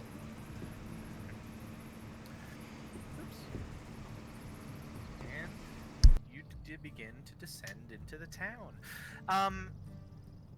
Lindegraw is very obviously a salt lake. You can smell it. And as you approach this little village, you see a reason for the salt traders that you had seen along the road. Built up along the edges of this lake in the shallows are these evaporation pools where they allow the lake water to come in before closing it off, allowing the water to evaporate, and it ends up with these sort of towers of salt left behind from the water evaporating. And you see people in these little evaporation pools that are devoid of water. You see them actually, like, with small hammers and chisels, like, breaking this salt down into not fully into powder, but into smaller chunks, and putting it into burlap sacks and putting it to the side. It looks like the people of Canal Dythe spend their time harvesting salt as their primary means of economy here. It is truly a village. You think probably less than, or close to only about 1,000 people. Slightly more than Pentref Moor, definitely more than Pentref Moor. But looking around here, you see the occasional human, the occasional half-elf, but by and large, this is a village of halflings. You see the buildings are all just small enough for these little families to live in. Some of them are actually 2 stories, and it seems like they're like duplexes stacked on top of each other. So there's one family that lives above and one family that lives below. You see little halfling children the same size as like human toddlers, but like already in like young like child bodies just running around underfoot. There's no your 3 horses that you're bringing into town are the biggest biggest equines here. Everything else is donkeys for these little halflings. And you see many of the children start to laugh and wave as they see you all entering this space. You see a couple of long bearded halfling men like sitting on a porch looking at you all, and they just give a little tip of the hat as you enter, as they smoke their pipes. And it doesn't take very long until you reach the town square. There are... I lost my notes. Let's see. Towards the lake itself, you can see there looks to be a jetty with some simple docks. A few personal vehicle or like water vehicles are there. Simple little boats. And you do see an area that looks like a ferry platform. And the ferry does not appear to be in at the moment. Also here in the town square, there's a few simple little stalls for trading, mostly food and drink. A couple little people selling knickknacks, but nothing terribly impressive. And the you see the you do see what looks to be a town hall, as well as a what looks to be the only pub/inn in town, which is a still rather small building with a sign out front that just reads Salties. Sounds like my kind of place. As Ominda will kind of twist his cap, and he'll turn himself into a halfling. His garb will turn a lot nicer. It's not going to be all sea-worn, and he's now shoeless. Ominda, we don't have the time for you to be swindling more poor people out of their money. Well, there's always time, see? No, we are trying to get our friends' whole shadows back. Kind of a time crunch. You can do both. No! Ewan. You said they were selling knickknacks? Yeah. Was anyone selling just like a little like knuckle length kind of sized quartz or anything like that? You can go ahead and make a perception check looking around. I mean, given the salt, it probably would be pretty high in mineral. So it wouldn't be totally crazy for something like that. Sorry. Oh god. 22. Sorry. You see, in the little knickknacks and things that are being sold, you see a couple of things that you think might be quartz, but it's actually just like a very polished, cut, like solid chunk of salt that somebody has shaped to be funny. You do see someone who is selling like simple little like not precious, but like simple little mineral stones and things. You see like a tiger's eye and like jasper and things like that. Nothing that, unfortunately, not quartz, however. Tiger's eye works. Okay. How big of a piece can I get? I mean, yeah. I mean, you can find about an inch-long piece of gem. Oh, fantastic. I will purchase that for whatever they're selling it for. Okay. Go ahead and drop... I don't know. Drop a... Yeah, keep things simple. Drop a gold, and it's yours. Thank you. Yeah. Lady Rhiannon, who is there with you all, looks towards the jetty and sees the ferry is not in. She says, "Well, I certainly hope that left a couple of days ago, because usually it's about a week before it usually makes the crossing, and then a week later comes back, and then a week later returns. So we'll hold out hope. Actually, I'm going to go talk to the dock master. If you all want to get our cart and everything loaded up, I believe if we're staying the night anywhere, it'll be right over there at Salty's. Alright. Okay, Ominda? What? You can swindle people out of their money. But if it starts to become a problem for the rest of us, and if it takes too long to do some type of heist, I don't know what you want to do, and it makes us miss the ferry, you're on your own. Deal? And what if I learn some good info? No, deal. Well, you drive a hard bargain. And he goes, spits on his hand. He's like, yeah, I'll do this. I'll do the same. You guys do the cool guy deal making handshake. do the spit take. And you start to head over towards Salty's.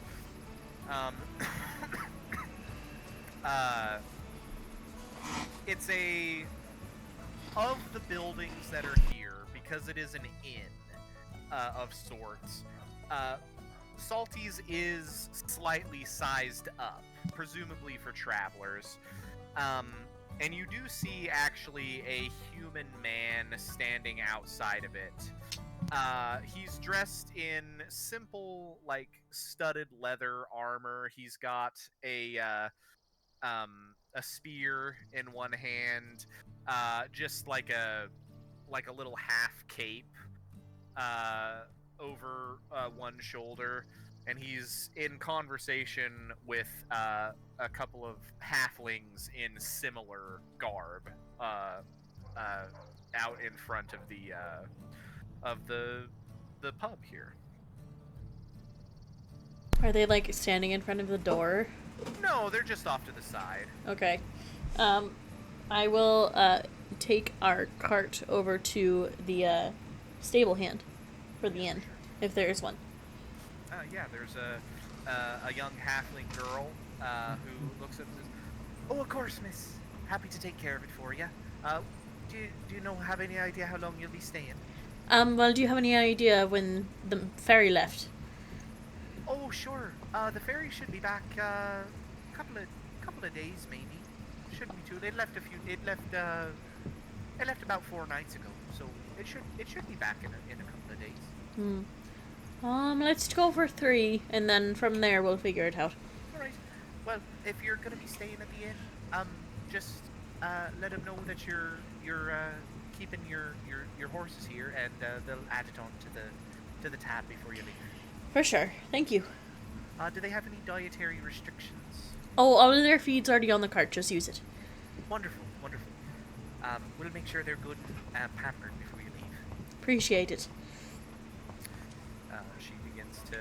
I'm not really worried because the goddess of horses is literally traveling with us. She begins to kind of... These are really clean horses. Yeah. Like, really, like... I mean, usually horses that are on a journey get a little bit, just a slight bit skinnier, but you're looking well fed, doing well for yourselves. She begins to take care of him. You guys head towards the door of the inn, and the human man kind of turns and looks. You see he has like a mop of curly red hair, not super long, pretty short to the head, but he turns and looks at you, and you see these like sparkling green eyes, and he looks at you all and he says, "Ah, well met. Welcome to Kenaldythe. My name is Gawain Flowers. I'm the captain of the guard here. Always happy to see visitors." And you see he reaches out a hand to shake the hands of you all as you approach. Hope you don't mind me asking. Don't mean no offense by it, but what's your business here? Just passing through, hoping to stay for a few days. Well, we're staying until the ferry comes back and then leaves again. Right. That makes sense. That's what most people tend to do here. Well, we're happy to have you.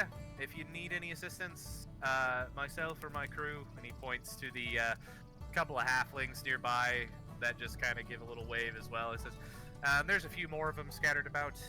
If you see anything untoward, let us know. If you need any assistance with anything, happy to help. We're, it's a pretty quiet town here, so,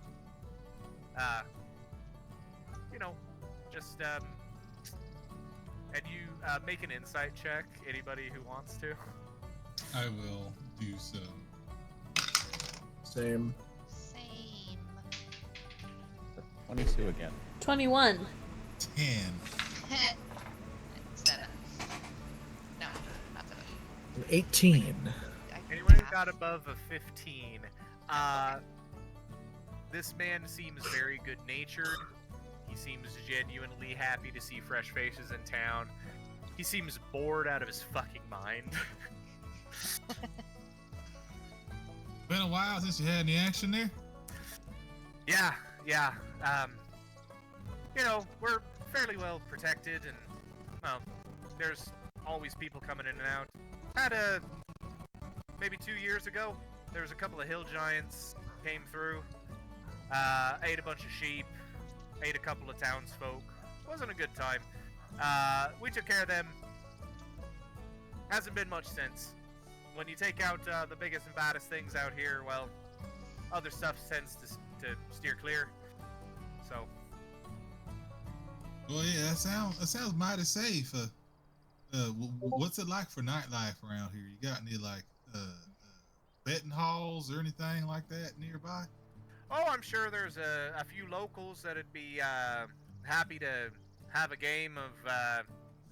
Oh, there's probably card games to play. There's probably a good. Do you like dominoes or?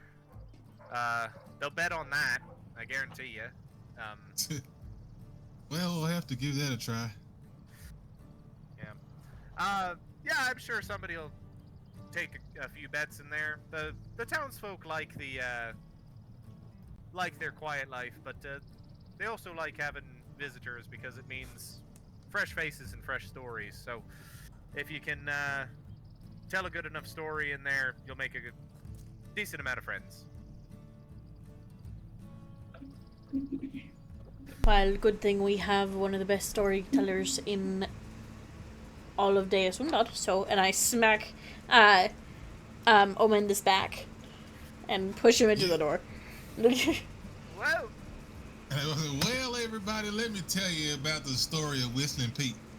Now, I'm gonna go up to the counter while he starts and distracts everyone. Linda begins to orate to the crowd as you all enter the space here. It's a modestly sized little tavern. Behind the counter here, you do see another non-halfling. You see a half-elf with long auburn hair. They have simple attire on, a blue shirt, some trousers. Their hair is rather long and it is tied back, and they have more the countenance of, say, Juniper. That is to say, somebody who is a half wood elf. So you see this figure just sort of going around and kind of providing drinks to the halflings. You see a mage hand is being cast, and like several of them are going out and placing bottles on tables as this figure just works behind the counter. Excuse me, I don't mean to take your attention from all your doings and whatnot. Oh, hello. Welcome to Salty's. How can I help you today? My friends and I are gonna be staying for a few nights until the ferry comes back. Do you have any spare rooms? Of course, of course. How many rooms do you need? I have 3. 3. Well, the girls can be in one room, the boys can all be in one, and then Lady Rhiannon can have her own space. So you would like to rent out all 3 rooms? Yes. Wonderful. We'll call that, I mean, in total, how many nights did you say? 3? 3. I'm gonna shoot for 3, even if we need 3 more, I'll nights? come tell you. Okay. We can pay, we can take care of all of that at the end. Standard rate is 5 silver a night. It's an extra 2 added onto that if we're boarding any horses, keeping any carriages, anything like that. So if we've got that, we can write it down here in the logbook. And you see they flick their hand and a pair of spectacles appears and they put them on and they start writing down in a little logbook. It says, right, and who should I put this down as? Oh, I don't... Whose name should we put it under? Rhiannon's name? I don't... Sure. Yeah, we'll just put it under Lady Rhiannon's, name. Right. Lady Rhiannon. Perfect. You've got that. And she, or they turn the book around and slide it towards it. And I just need a signature for it, please. I will sign the book. Thank you very much. Perfect. Here are the keys to your rooms. You see, they turn around and they grab the 3 keys off of the back wall and put them down. It says, if you've got, each room is set up with 2 beds. If you need more beds in a room, that can be provided. You said that one of your number was going to be rooming by themselves? Yes. So we can take the bed out of that room and put it into one of the other rooms. Well, one of our stead sleeps in a pot. Oh. So that's not really necessary. Wonderful. Well, that'll work out just swimmingly then, I suppose. Well, wonderful. So, just so you know, while you're here, you just muted yourself, Paul. Oh, I feel silly. Just so you know, this gave her a nasty look. You're going to, there is breakfast is 2 hours after dawn. There is also dinner 2 hours before dusk.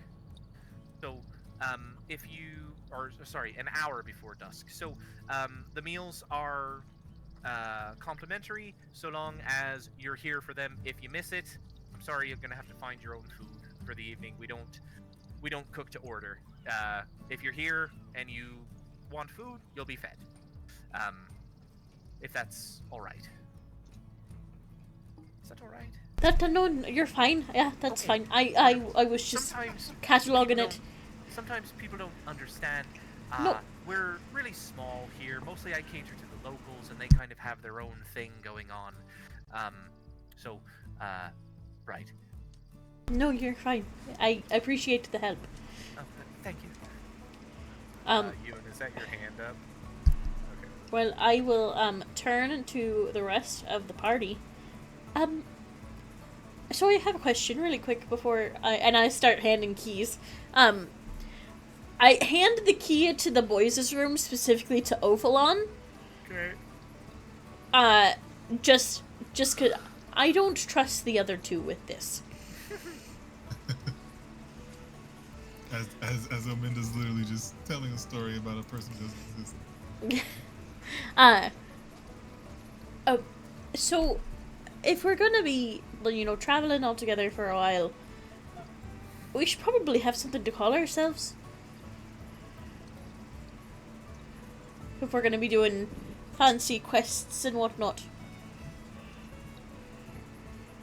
Well, We're making runs for the king and all that jazz. Well, all 5 of us are a little bit fuckers. Just a little bit. I mean, a little bit. I think it kind of comes with the territory. now we can ultimately decide on something else, Me and my tribe, we like to call ourselves the Hark Alliance if we wanted to go with that. But I totally understand not wanting to. Cause he kind of, but he's the. I don't really care.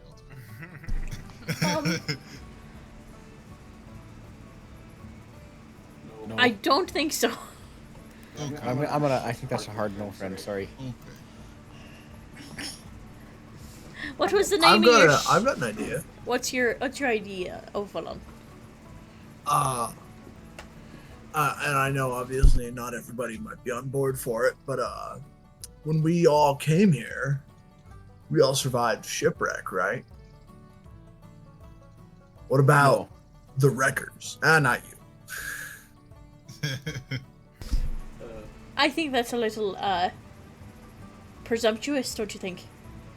I mean, I might say so, but at the same time, I've seen everybody in this group wreck their fair share of shit. Yeah, that's valid.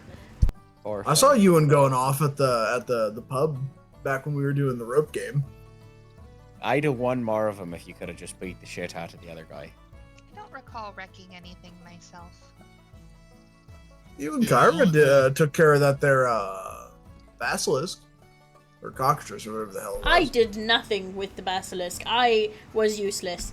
Now the kelpie, on the other hand, I think I was pretty helpful with that. I didn't really do I much believe with the I got basilisk wrecked by either. that. I just helped fix the door. You on the did cage. fix the cage, though.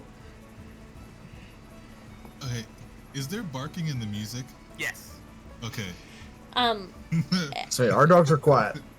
I'll find like a be table yelling at them and if I wasn't. like I'll like pull out my journal and I'll start writing down the ideas. All right. I think those are a little intense. Just a bit.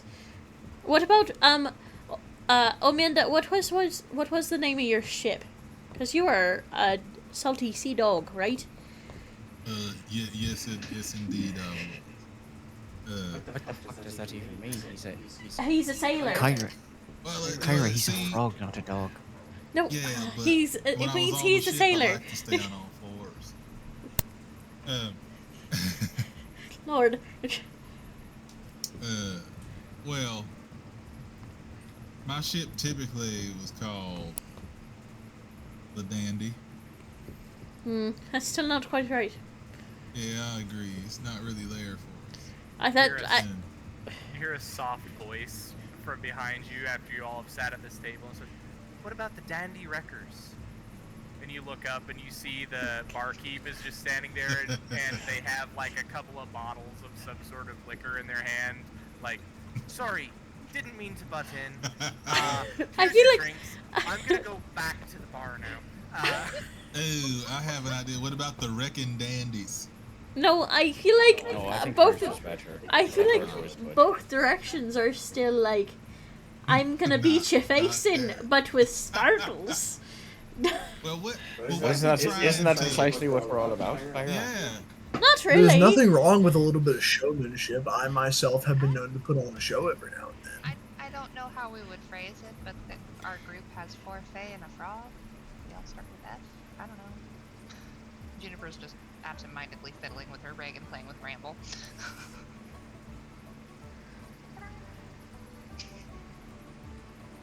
The fancy records? Not quite what I was going for, Ophalon. But when we write it down, it's got 5 Fs.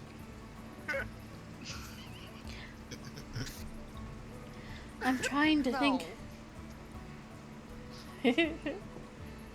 We could just You alright there, Kyle? We could just be the 5 fuckers. That'd be I'm funny. not privy to calling myself that. I feel like it Oh, would be you're kind of weird to introduce ourselves to, say, a god like that. We're the 5 fuckers. Perhaps something slightly less vulgar. I know I'm not the one to talk about that sort of I was thing, about to but, say. I'm just It might be trying to think presumptuous ahead. of us to say that we're the only 5 fuckers. I'm sure there's another collection of 5 fuckers out there somewhere. Valid. I have no idea. Perhaps we could just be 5 fuckers. I think that the vulgar language doesn't help. We Probably- there are why don't- giants here. Perhaps we could be fee, fi, fo, fum, and fuck. Why don't we be called like something like 5 steps up? That just sounds like a traveling bardic group of Well, mostly you got teenage 2 boys. bards here, as he pulls out a horn from his wrist. I can blow. Was that a chicken in the song? There's Okay. a chicken in It the was song. just a scream in my ear suddenly. Juniper is absolutely not expecting any kind of response, but she just absentmindedly asked, "What do you think, Bramble?"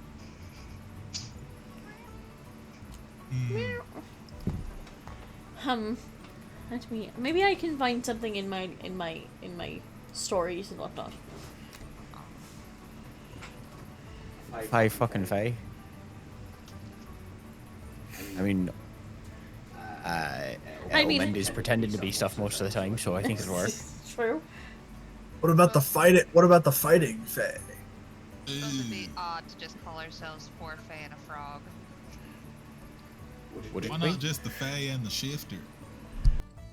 It doesn't really rhyme though.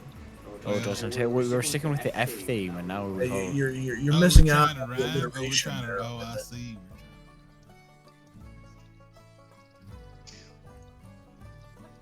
What about the failings? 5 failings. 5 failings. 5 failing fucks. That makes it sound like we fail.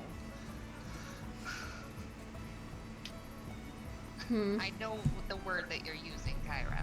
I know. I'm thinking.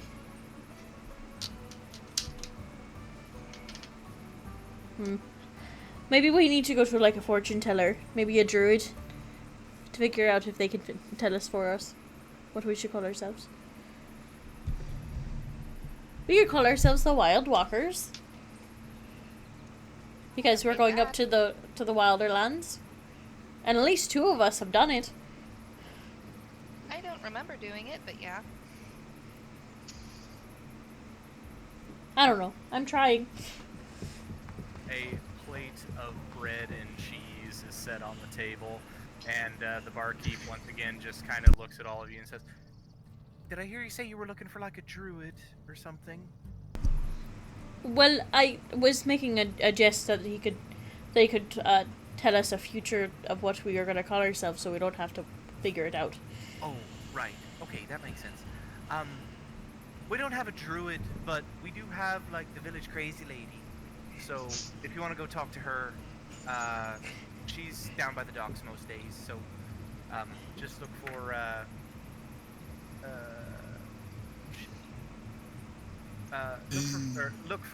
ask for Fonda. She'll be around. She's not mad or anything. She's just a bit off.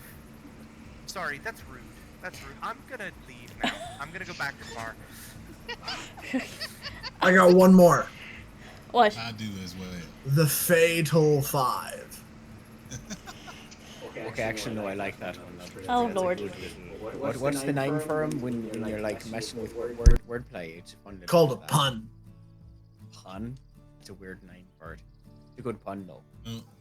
No, mine ain't. So gonna be- Faetal. I like the Wild Walkers. Mine ain't gonna be of the F's, but it will be of the Walker variety. I'm thinking, what about the Planeswalkers, but with an I? Well, I mean, we're not going to be only over the plains for very long. Yeah, but Walker. Shut up, Kyle. I'm just remembering Mystery Men. I've got it. We are the Super Squad. The Super Squad. And everybody just goes, no, no, no. I need a new computer chair. I have no clue. Maybe we should go talk to this village crazy lady. It is still quite early in the day. It's getting to about noontime. As you all are sitting here, you eat the bread and cheese and the simple drinks that have been provided. It's mostly just water, a couple ales for anybody that asks for one. A few minutes later, Lady Rhiannon enters, collects a key for her room. Tells you all that she's ensured that the horses are set, and confirms that the ferry will not be back tomorrow, but will be back the next day, quite early in the morning. So Cool. you have a little less than 48 hours until the ferry is back in town. Coolio. Okay.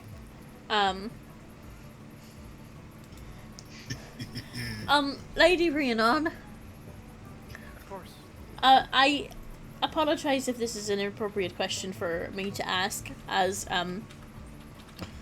people you're traveling with. We are trying to figure out a group name for ourselves. Would you mind tossing an idea in the hat? Well, I've only traveled with you all for a bit. I think that's something personal you're going to have to come up with, but I will say this.